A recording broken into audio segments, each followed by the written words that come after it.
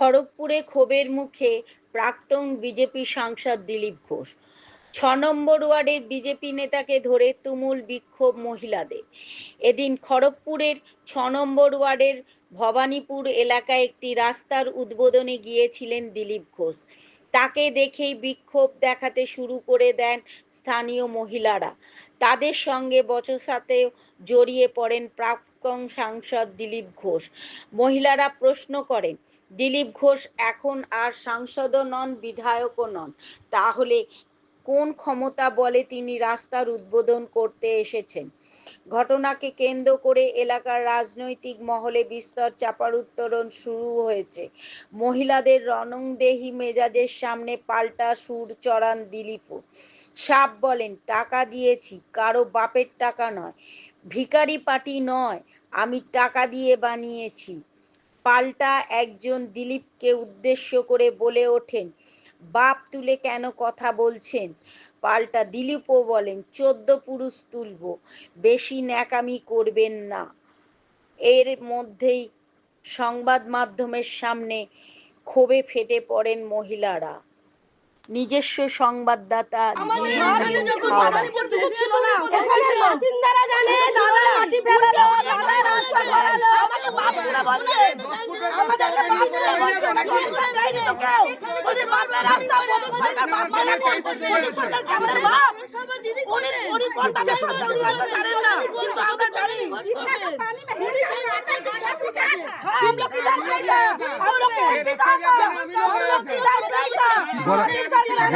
গলা টিপে দেবে বলছে।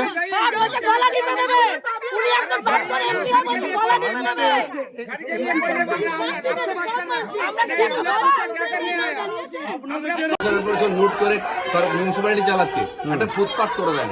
আর এখানকার কাউন্সিলর হচ্ছেন প্রাক্তন চেয়ারম্যান। এখন চেয়ারম্যান কে হবে, মারামারি হচ্ছে, কিন্তু রাস্তা কি করে হবে কেউ করছে না। দিলীপ ঘোষ এমপির টাকা দিয়ে করেছে, এসে চেঁচামেচি করছে, কিন্তু প্রশ্ন করছে না যে কাউন্সিলর কেন। অদ্ভুত দাবি করছে যে ফান্ডের টাকা আপনার হতে পারে, ফান্ড আপনার সাংসদের ফান্ড, কিন্তু উদ্বোধন করতে হবে এই পৌরসভার চেয়ারপারসন না। কেন করতে হবে? আমি এখানকার কাউন্সিলরকে খবর দিয়েছি, আসুন উদ্বোধন আছে, আসেনি কেন, পালিয়ে যায় কেন?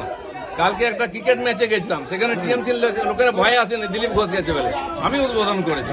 সেই জন্য এরা হচ্ছে ঘেউ ঘেউ করবে, কাজ করতে পারবে না।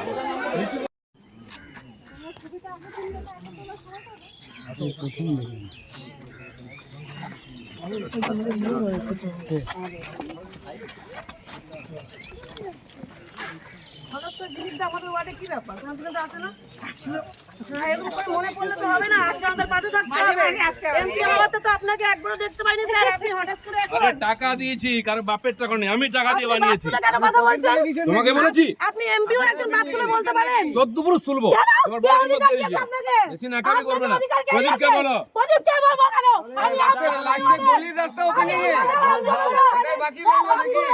আমাদের ওয়ার্ডে আমাদের বলছেন, আমাদের ওয়ার্ডে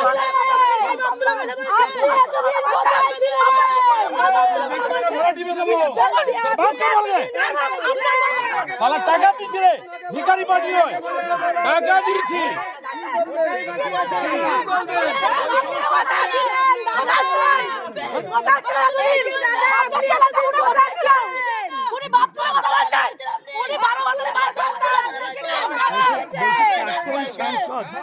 আপনাদের প্রাক্তন সাংসদ এখানে এসেছিলেন, আপনারা কিছু এতদিন কোথায় ছিল দাদা? আমাদের ছিল না, এত আমাদের এখানে যখন ভবানীপুর কিছু ছিল না, এখানে বাসিন্দারা জানে, দাদা মাটি ফেলালো, দাদা রাস্তা করালো, আমাকে বাপ তুলে বলছে, আমাদেরকে বাপ তুলে বলছে, ওনাকে অধিকার দেয়নি তো কেউ।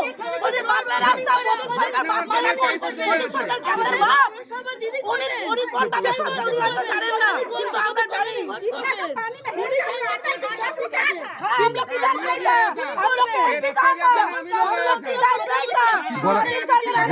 গলা টিপে দেবে বলছে।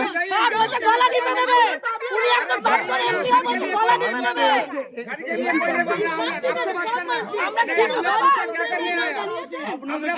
আগে এই সমস্ত জায়গায় অনেকদিন আগেই অ্যালার্ট হয়েছিল এগুলো, যেহেতু এই তো নিচু জায়গা, এখানে অন্তত মাটি ফেলতে হবে 1.5 ফিট, তারপরে 1.5 ফিট উঁচু করলে তবে গিয়ে পুরো জল জমে যায়।